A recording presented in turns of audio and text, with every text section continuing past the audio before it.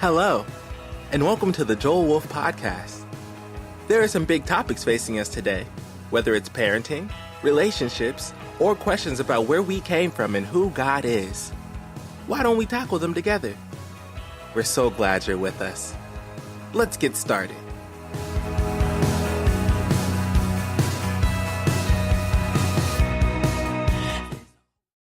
So we just finished up consequences. The next page in your notebook there, it says, what does it say? Protest. And I am not going to give you much on protest. Can you turn your page? Let me see what the next page is. There's a whole lot that you didn't get. Okay, under protest, I'm just going to touch very quickly. A protest can look like whining. Whining can be a protest.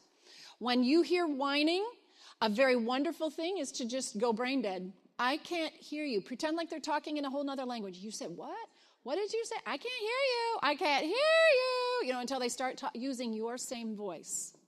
Okay? So don't listen to whining. Don't respond to it. Don't let it affect you. Do not say, whatever you allow is going to live in your house, in your space. Do you like whining in here? Absolutely not. Okay. Oppositionalism, in other words, they say no to everything. Sterling was wondering, I keep telling you about Sterling, poor Sterling. We would tell him, do you want candy? No! Everything was no. Everything was no. He would do the exact opposite. He was very oppositional with us. And so we eventually said, do not go to bed. And so he'd go to bed. And do not clean up. And then you go clean up. So, oppositionalism is real, and I feel your pain. But basically, in oppositionalism, give them exactly what they want, which is nothing. Think about that one. It's kind of deep. And they lose their choices. Argue and debate. If they're arguing with you during that protest time, do not argue back. You will always lose. Do not argue back. Just look at them with a very big smile on your face and say, I love you way too much to argue with you right now.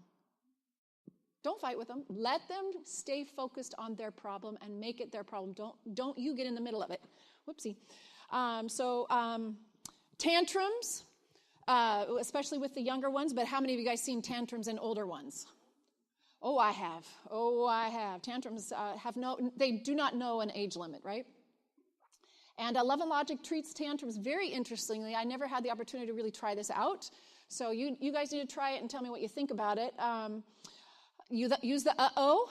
Whoops. Uh-oh. Wow. Bummer. Whenever they're going to start up with a tantrum, and you tell them we don't scream and yell. It's time for you to go to your bedroom. You do the, would you like your door open or shut? You kind of go through all of that. The other thing that they encourage you to do, especially with the younger ones, is just to kind of look at them and smile and don't get riled up and just say, I think you can do better than that. Now, see, I never had the opportunity. Has anybody tried that? Have you tried that? How'd it go? Which kid? Okay, so we have to be really smart here. But they really encourage you to, look at your 2 or 3 or 4-year-old and just say, I think you can do better than that. Come on, yell a little louder. Stomp your feet a little harder. I don't know if it works or not. You guys all try it. Let me know. But they do cheer them on. And I don't know. When I read that first, I'm like, that I know. It kind of rubs me wrong. But it's what they say, and they stand by it. So like I said, you guys all have the little ones. I don't. So let's give it a whirl. Give it a whirl. Does Samara ever have a temper tantrum? Anybody have a child? No, actually what this woman over here is, and I want to take my hat off to her, she's a reader. She texted me last night. She has 5 kids. So anyway, that's tantrums. Moving on, the endure. Now the endure. How do we endure? How long do you have to endure? You only have to endure 1 second longer than they protest. Just 1 second. Can you do 1 second? Just 1 second longer than them. That's the point. If they have enough energy to protest for 10 minutes, you have to have enough energy to stay happy and empathetic for 11. Okay? So you just have to endure 1 little bit more. Number 2, under endure, don't give up. Number 3, support system, be strong. All of that kind of thing. And I want to read this little section here about protest because I find it to be incredibly brilliant. So this is out of the Boundaries book, and it talks about protest. Expect disbelief and testing. You are implementing a new way for your child to experience the universe, one in which her behavior and her suffering are directly associated with each other. He or she they don't have a nagging or raging parent now to focus on, to ignore, or to get around. She has an adult who is now standing back and letting her freely choose for herself how difficult or how pleasant her life will be. And this is an adjustment. Although your child may argue with you when you present the plan, this is generally not the real test. At that stage, she may see your presentation as nagging or just tune you out. It's when you enforce those consequences after she transgresses the boundaries that you will see the resistance. You can expect reactions like isolation, blaming, attempting to pit you against the other parent, and even escalation of the behavior. She is in the middle, and I want you to listen very closely. She is in the middle of a titanic struggle of integrating reality into her soul. That's what protest is. If you can look at your child when they are protesting against what you're trying to do, and you just see them as being a brat and a problem and an inconvenience and then you're going to get mad and frustrated and angry and exhausted.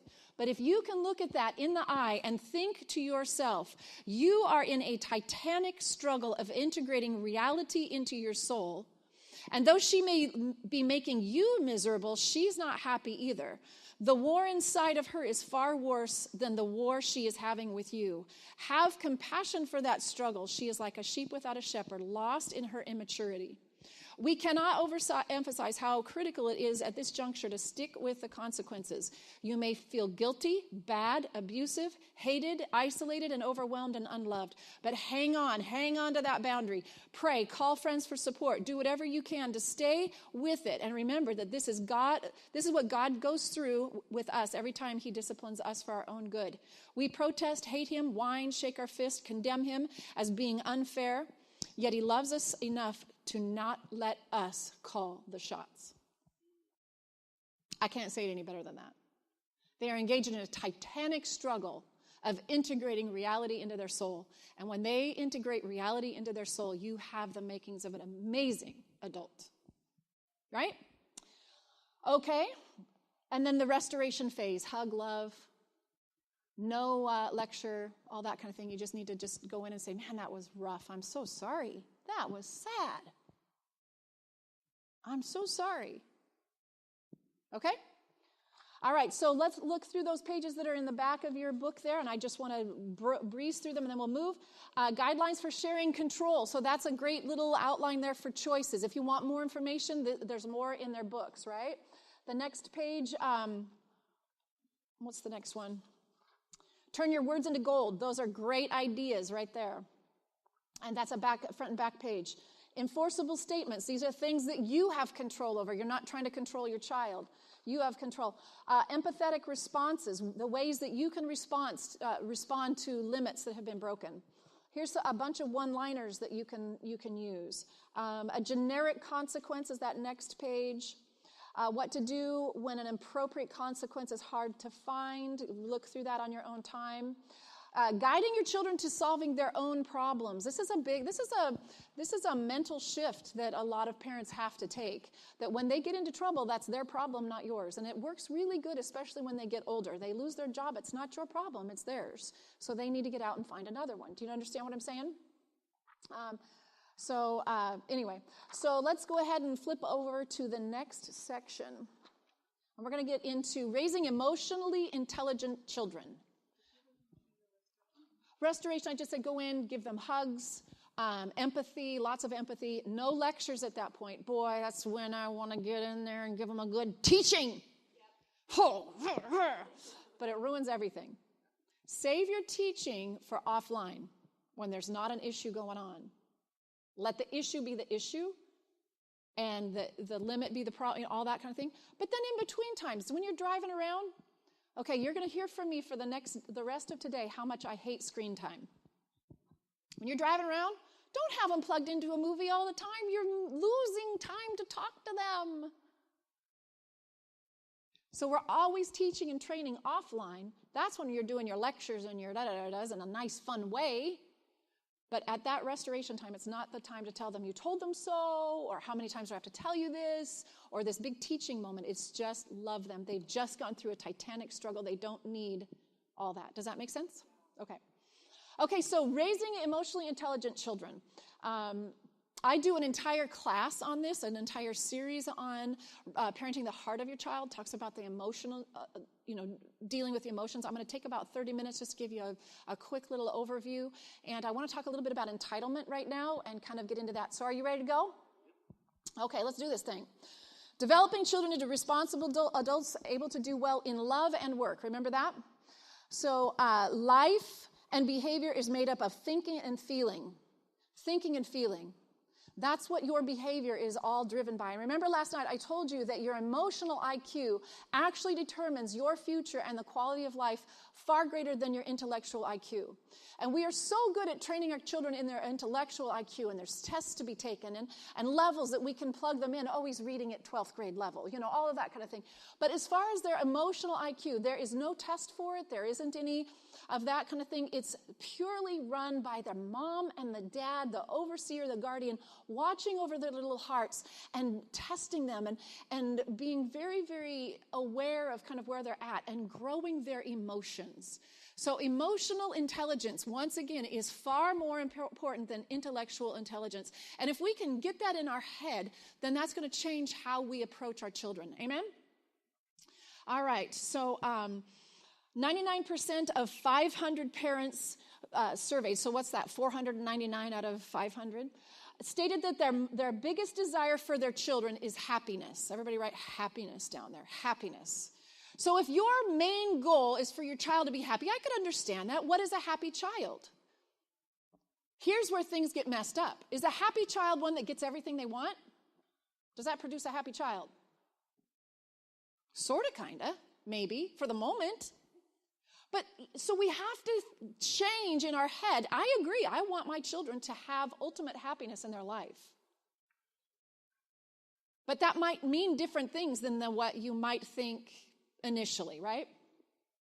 Webster says that happy is a feeling of pleasure and enjoyment because of your life or your situation. And you have a little graph there. Do you have a little graph there? I want you to see that emotional intelligence and emotional entitlement is a continuum. The opposite of emotional intelligence is emotional entitlement. And you can put yourself on that continuum. You could put your husband or wife on that continuum. You could put your mother on that continuum. You can put your boss on that continuum. Everyone lives on that continuum somewhere between emotional intelligence and emotional entitlement. And your child falls on that continuum somewhere as well.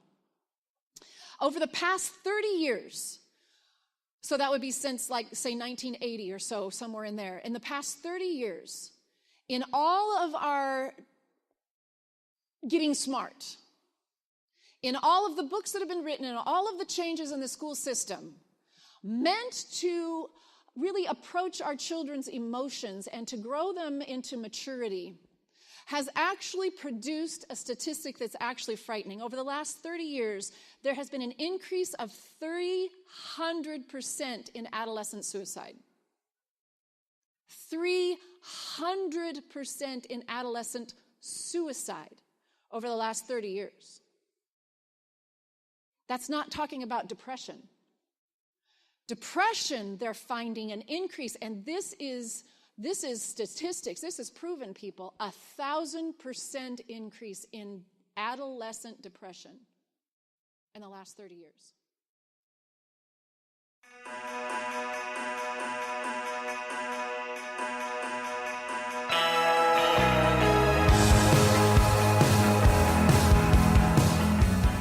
Thanks for joining us today for this episode of the Joel Wolfe Podcast. We hope you enjoyed the message. Don't forget to subscribe to receive more great content regularly, and join Joel online at joelwolfe.me, as well as on Facebook at facebook.com/author Joel Wolfe.